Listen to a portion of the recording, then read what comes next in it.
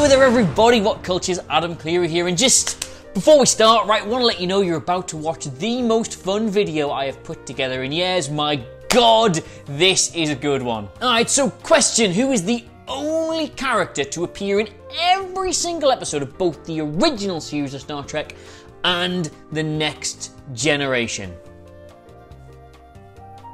Time's up, the answer is of course, the Enterprise. Granted, it was played by two different actors across the two different shows, and technically three if you count the motion pictures, but it has been the only recurring element across all the decades of both those shows. And shut up, that's a good joke. Anyway, the point I'm trying to make here is that despite the ship in question being the most important element of making a Star Trek show, I mean, Christ, the three series that followed the Next Generation literally named their show after the ship it was taking place on, it's often the most overlooked element of the whole thing. Like, grand sweeping ideas for what to do with it often just don't happen. Now, thankfully, while some of these ideas might have been left on the cutting room floor for budgetary reasons, the internet never forgets, and there are records aplenty of amazing things they wanted to do with the Enterprise in Star Trek The Next Generation that for one reason or another just didn't happen, and I've got them all. Yes, I have been through all the old technical manuals, all the deleted scenes, and all the head in the clouds, pie in the sky interviews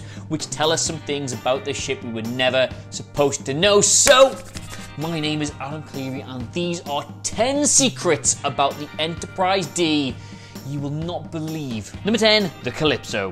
So, you remember Star Trek Insurrection? Yes, I know that was the Enterprise E. You remember in the midst of the watery plot and hokey action sequences, there was the captain's yacht. And you remember how you thought, well, do you know what? That's actually quite a good little plot device, that. They should have had that in the Next Generation. Well, they did! Yep, the Enterprise D did have one. It was just never included in the show. Basically, on the underside of the saucer section, like opposite to where the main bridge is, Captain Picard had his own personal yacht for diplomatic missions, fun adventures out, or just, I don't know, going on an archaeological dig and getting into a really cerebral, short-term relationship with a very intellectual woman. That was like his thing, wasn't it? It did occasionally creep into the show, though. It was included on Master System displays, and when asked about it, Patrick Stewart himself said he would have called it the Calypso. So, there you go. Number 9, it was incredibly empty. Alright, so there is on YouTube an insanely good video by a one E.C. Henry that basically proves that the Enterprise D was virtually a ghost ship. Taking the published schematics of the vessel, which listed it as 642.5 meters long,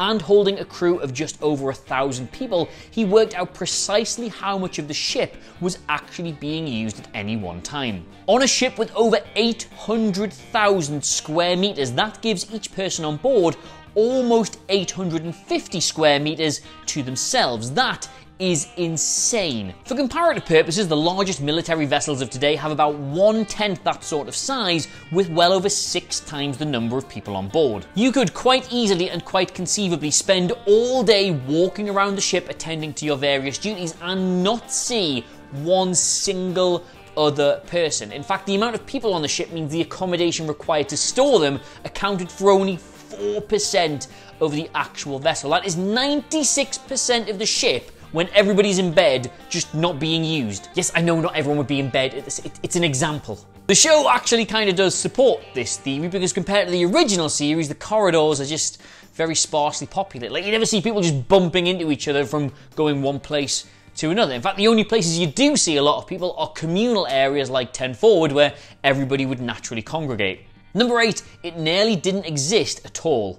Yeah, it's almost impossible to imagine any Star Trek series not taking place on some kind of iconic spacefaring vessel, but the original designs, the original plans for the Next Generation did not have the Enterprise in it at all. You see, worried about the reaction a new Enterprise would get if it didn't live up to the original, producers discussed a number of options, including just not having it at all, like setting it 200 years after the original series, with such giant strides taken in transporter technology that you didn't need starships anymore. The crew would just have a little base and go on mission from there. Thankfully, this idea was scrapped quite early on, and they set about designing the USS Enterprise NCC 17017 NC-17-01 until the movie started calling it the NCC-17-01A, so they changed it to the NCC-17-01G, and then reined it back a bit and called it the NCC-17-01D. There you go. Number 7, you never actually saw the main shuttle bay. Rarely depicted in the show for budgetary reasons, and you're going to be hearing a lot of that in the rest of the video. The shuttle bays on the Enterprise were small but functional, you'd say. They were kind of like little cargo bays where you had one or two things in. However, according to the official design schematics drawn by Rick Sternbach, a man responsible for loads of props on the show, the main shuttle bay was absolutely massive. It was like half as wide as like the middle chunk of the saucer section. It spanned 3 decks. It was home at any one time to over 24 craft. Not only that, but there were a number of refueling areas, repair stations, cargo storage things, and a tower that was 3 decks high. Now, of course, building a practical set of this was deemed way too expensive, but Stage 9 did do a visual rendering of this, and it looks absolutely glorious. Now, I would love to direct you to Stage 9's rendering of the whole Enterprise D, because it was absolutely glorious, but CBS shut them down for copyright and a pox on their house, in my opinion. Number 6, there were dead bodies in the Warpnacelles. In the year 2363, the USS Enterprise D launched from the Utopia Planitia shipyards to begin its never-ending mission to chart the galaxy and get involved in all kinds of adventures. But in 2370, they discovered that the Warpnacelles had actually been the site of a double murder-suicide before they even left space dock. That would have been, you imagine, quite awkward. In the Season 7 episode, Eye of the Beholder, it's revealed that Walter Pierce, one of the construction team, killed 2 of his fellow officers in the midst of some seedy love triangle. The victims, Marla Finn and William Hodges, were cleverly disposed of in the plasma stream, with Pierce then committing suicide the same way.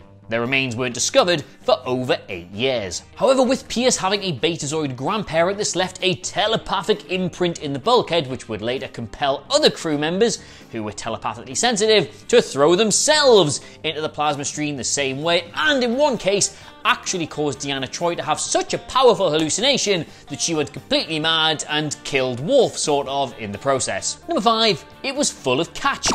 The most advanced ship in the fleet, humanity's greatest technical marvel at this point in its history, the USS Enterprise D was irrefutably, undeniably full of catch. Top to tail, stern to stem, front to back, inside and out, the entire thing just caked in feline blasting powder, and I'm not even making this up. But don't worry though, this isn't some weird bottle episode you've missed where Spot decides to mutiny on the crew, and instead of just sharpening his claws on all the soft furnishings around the warp core, enacts a dirty protest in 10 Forward. Instead, this is real life. You see, the soundstage that was used for The Next Generation was home to packs of feral cats, and whenever they would leave between seasons, they would just get infested with the things again, and when they came back, they had just curled loads of cat poos out on all the nice carpets. See? Humanity, we can conquer the entirely non-trivial challenge of intergalactic spaceflight, but we can't stop Tiddles from going on the floor. Number 4, the computer core was huge. If there is one thing I want you to take from this video, right, it's that Captain Picard's ultimate adversary was not the Borg, it was not the Romulans, it wasn't even Q, it was the men at the studio who held the purse strings while all the creative minds behind the show battled to try and get some more money out of them. So much about this ship never saw the light of day because it cost too much. One thing they absolutely tried their best with was the enormous scale of the computer core that helped power the ship. There was 3 of them on the thing, in fact, and while it is officially canon, it's in all the schematics, it's talked about on the show, it's even shown in part, it was never realized in the scale it was supposed to be. The best we got was these tiny little rooms where you could go in and access the computer core, but you never saw the actual computer core. Original designs had the thing spanning entire decks, with crews zipping around on little floating platforms to try and work various terminals on it, not unlike the human brain in the very cute movie Inside Out. We're supposed to get that, and we got that.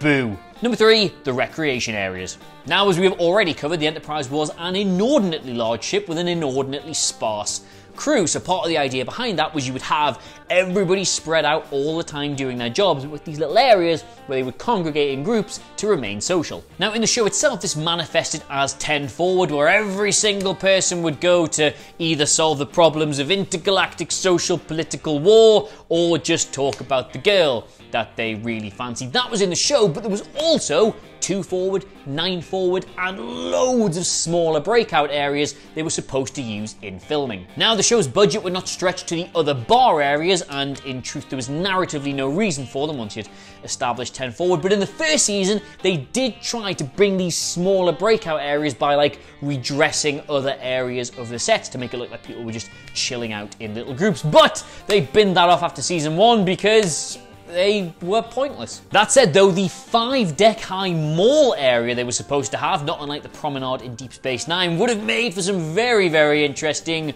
creative choices. Number 2, it was originally designed for Kirk. Yeah, the design of the Galaxy-class starship wasn't just pulled out of somebody's arse at the last minute. It had existed for years and years and years and years. In fact, it was originally conceived of during the fallout of the whole Star Trek Phase 2 thing. Now, if you don't know what that is definitely the subject for another video. It was this abortive attempt in the 1970s to revive Star Trek as a TV show, but in a different direction with all new things, and some of the ideas in it were so good that they've gradually been getting milked out for years and years later. The actual original design of the USS Discovery, that was for Phase 2. Now, the story goes that one of the designers on the project, Andrew Probert, left after it all fell apart and, frustrated with the constraints put on him, designed a version of the Enterprise that he would have made if he'd been allowed to just break all the rules he was given by the production team. It had to look so much like the original Enterprise, but he didn't want to do that. He wanted to make it look like, well, this. So he did a really nice painting of it and hung it in his office, and then when he got hired to work on the Next Generation pre-production, he took it with him to the new office and hung it somewhere that Gene Roddenberry saw it and went, "That's nice." Now, yes, while it was never actually intended to be commanded by James T. Kirk, the fact that the genesis of the idea, pun very much intended, originated from the original cast is nonetheless incredibly interesting. If it had gone through as Phase 2 and he had been allowed to design it however he wanted, we could have had Kirk, Spock, McCoy et al. In this version of the Enterprise, which is, as sliding doors moments go in Star Trek, that's a pair of sliding doors for you, quite interesting. Number 1, Cetacean Ops. Just need to get this sentence out in one concise go so that the unpacking of it doesn't dilute the actual impact of me just saying it, right? The USS Enterprise D had an entire department of the ship that was run, staffed, and commanded by dolphins. Not some dolphin-like Star Trek species called the Flipperanians or something like that. Actual, real-life dolphins that you have seen in a nature documentary, and I have dated at least 2 women with tattoos of. Actual dolphins, specifically 12 bottlenose and Pacific bottlenose dolphins, all under the command, and I can't believe I'm saying this, of 2 whales. The idea was that in a few hundred years we will have effective ways to communicate with these 2 very intelligent species, and their entire different approaches to science, to culture, to pretty much everything would make them invaluable members of a starship crew, specifically when it came to xenolinguistics, because they've got an entirely different language of their own, and complex 3-dimensional navigational issues, because they live in the sea. Curse the many gods of Western commerce that we never ever got to see this on television or in the movies, but it is definitely canon because Geordie LaForge actually asks somebody if they have got a chance to see the dolphins, and in yesterday's Enterprise a call goes out over the comm for a Dr. Joshua Kim to report to Cetacean Ops. So just once more, the USS Enterprise NCC 1701D had an entire department on board that was run, staffed and commanded by dolphins and whales and Dr. Joshua Kim. So there you have it, that was, as promised, the funnest video I've put together in a good long old while. The stuff I have trudged through to find all that out. You are absolutely welcome, and it's fine because I'm paid incredibly well to do it, but let us know what you made of it all in the comments below. Of course, don't forget to like, share, and subscribe. But in the meantime, thank you so much for watching. Let me know if you want to see the same video for the original Enterprise, for Voyager, for the Defiant, for Deep Space Nine, for Discovery, for anything, and I will get right on that, and I will also see you soon. Goodbye.